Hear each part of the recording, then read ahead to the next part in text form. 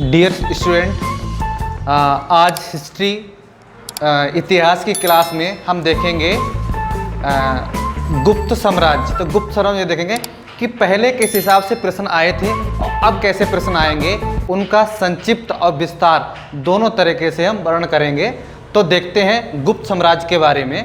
ठीक है, तो इसमें क्या देखते हैं कि गुप्त साम्राज्य, तो गुप्तों ने मंदिर निर्माण शैली का आरंभ किया था। तो कहते हैं मंदिर किसने बनवाए थे, तो कह रहे हैं गुप्तों ने बनवाए थे। इससे पहले क्या थे, मंदिर नहीं हुआ करता था, केवल क्या होता था कि मूर्ति हुआ करती देवता की। बाद में क्या है, इन्होंने मंदिर बनवाए। अच्छा, मंदिर थे कैसे, तो कह रहे हैं मंदिर थे एक मंजिला, जो वर्तमान में एक मंजिला है वैसे जो है मंदिर हुआ करते थे। अच्छा, इस वंश ने कौन सा धर्म अपनाया था, भागवत धर्म।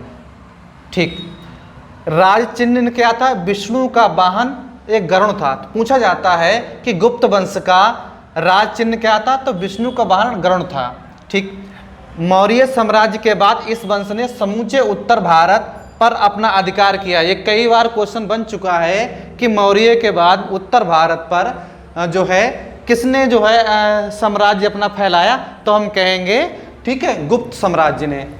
तो क्या है, पहले गुप्त कुषाणों के सामंत थे। जो पहले गुप्त थे वो कुषाणों के नौकर थे।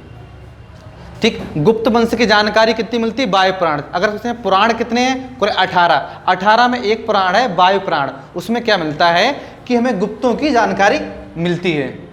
अच्छा, इस वंश की जो राजकीय भाषा थी वो संस्कृत थी। जो भी उसकी जो थी अभिलेख मिले हैं वो संस्कृत मिले हैं। तब क्या देखते हैं, इसका जो प्रथम शासक है, गुप्त वंश का प्रथम शासक है वो है श्रीगुप्त।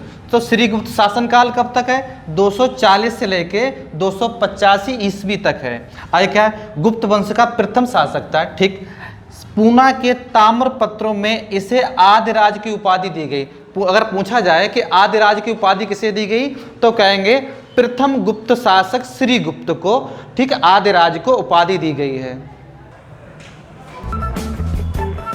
अच्छा, फिर आगे देखते हैं श्रीगुप्त के जो पुत्र हुए हैं घटोत्कच। तो घटोत्कच का शासनकाल कब तक, 285 लेके 319 ईस्वी तक घटोत्कच रहे हैं। तो क्या है, श्रीगुप्त का ये पुत्र था। ठीक, पूना एवं कंदपुर के ताम्रपत्रों में इसे प्रथम गुप्त राजा पूछा जाए, प्रथम गुप्त राजा कौन था, तो कह देंगे उपाधि मिली थी, तो हम कहेंगे घटोत्कच। अच्छा, श्रीगुप्त और घटोत्कच ये दोनों सामंत थे। सामंत कौन थे, श्रीगुप्त और घटोत्कच। जो पूर्ण राजा बना है, पूरी तरह से राजा बना है, स्वतंत्र राजा बना है, वो बना है चंद्रगुप्त प्रथम। बहुत बार पूछा जाता है कि चंद्रगुप्त प्रथम का कार्यकाल कब से कब तक था, तो कहें 319 लेके 335 ईस्वी तक था। ठीक, ये घटोत्कच का पुत्र था। आगे देखते हैं, राजगद्दी पर बैठते समय इसने एक संवत चलाया था। कौन सा, गुप्त संवत। तो राजगद्दी कब बैठा, तो बैठा 319 में।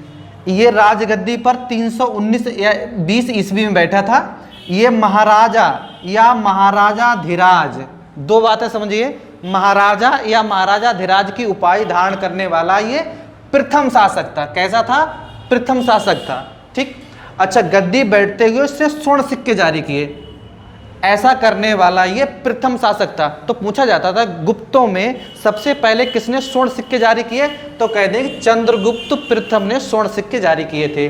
ठीक, अच्छा, इसकी जो शादी हुई है वो लिच्छवी राजकुमारी कुमार देवी से हुई है। ये क्वेश्चन अभी बना है, किसमें बना था, इंटर कॉलेज प्रवक्ता में ये बना है कि इसकी जो है पत्नी क्या नाम था, तो कुमार देवी। पूछा जाता है इसकी शादी क्या है, लिच्छवी के राजकुमारी थी कुमार देवी से हुई थी। इसके आगे कंटिन्यू, कल इसका पार्ट 2 आएगा और समुद्रगुप्त स्टार्टिंग होगी। ठीक,